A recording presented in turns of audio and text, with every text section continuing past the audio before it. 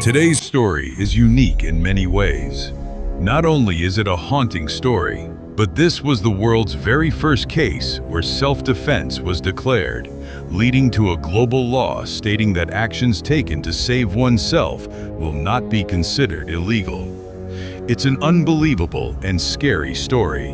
An entire town became famous because of this incident, and even today, residents believe there is something wrong with that place. To understand this unbelievable incident, we must go to Hammersmith, England, on January 3, 1804. More than 200 years have passed.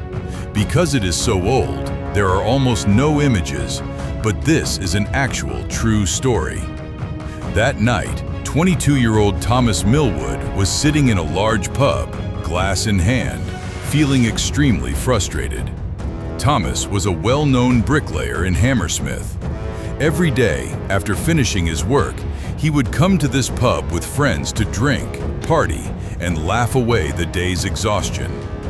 Thomas wasn't alone. His friends were sitting across from him, some dancing to the music.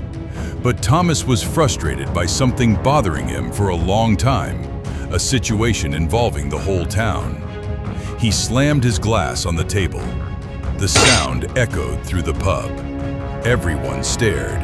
Thomas realized he had drunk too much. Feeling embarrassed, he grabbed his coat from his chair and headed for the door. His friends shouted, "Hey, Thomas, you're leaving frustrated, but please be careful outside. Anything could happen." Thomas replied, "Fine, fine, I don't need your warnings. I'll get home myself." Thomas planned to go to his parents' house first to warm up by the fire because it was freezing and snowy. Later, he intended to meet his wife after her night shift so they could walk home together. As he walked, he noticed the streets were empty. Usually, Hammersmith was busy with tourists from London, but recently there had been mysterious attacks. People were terrified and wouldn't leave home without weapons or companions. Thomas, however, didn't believe in ghosts. People claimed a ghost was attacking and killing residents, but Thomas thought it was all nonsense. His friends believed the Hammersmith Ghost was behind the attacks, which is why they warned him.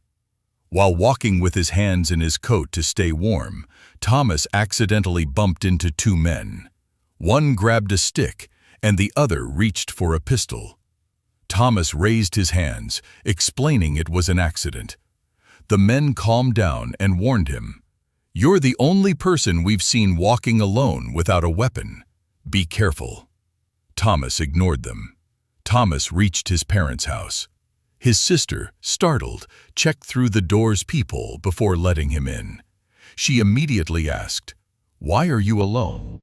Did you see the Hammersmith Ghost?" Thomas was frustrated because everyone, his sister, his mother-in-law, the whole town, was obsessed with the ghost. It all started about 3 months earlier. People saw a woman in a white dress wandering the local cemetery. It turned out to be a local meat shop owner's son playing a prank on his friends. 10 days later, the cemetery caretaker claimed to see a white figure emerge from the ground and then vanish. People thought it was another prank. 3 days after that, an old man was choked from behind while crossing the cemetery. He escaped and saw a white, glowing creature with horns. A carriage driver with 16 passengers saw the same horned white figure. He fled, leaving his horses and passengers behind. By December 1803, many more reported attacks. People showed wounds. Fear gripped the city, and everyone stayed indoors, except Thomas, who insisted it was all a hoax. On December 22, 1803, the fear became real. At 10 p.m., an 8-month pregnant woman went for a walk near the cemetery. Something grabbed her from behind. She tried to fight back, but the creature turned her around, grabbed her by the neck, and strangled her until she fainted. She woke up at home and told her family what happened. Shortly after, she and her unborn child died. The city was devastated. The town leaders held a meeting and offered a reward for anyone who caught or killed the ghost. Extra night watchmen were hired, including the two men Thomas had bumped into earlier. On the night of January 4, Thomas was at his parents' house. He was dreading the walk to pick up his wife. He told his sister he might just stay there and let her walk home alone. His sister scolded him. "What kind of husband are you? It's 11:30 p.m., the city is empty, and everyone is terrified. Go pick her up." Thomas agreed, but told his sister, "If that ghost comes in front of me, I'll beat him so hard he'll wish you were dead. I'll show everyone it's just a man." As his sister watched him from the window, Thomas saw movement in some bushes. He thought, "This is the person pretending to be a ghost. This is the killer." Thomas charged at the bushes with clenched fists. Suddenly, a blood-curdling scream echoed down the road. His sister, hearing it, feared for her brother and ran out to find him. Meanwhile, a group of men led by Francis Smith, a tax collector, came out of the pub. Francis told them, "Come, I have something to show you." They reached the road and saw a body lying in the middle of the street, with a dark figure hunched over it. The watchman ran forward and pushed the figure away.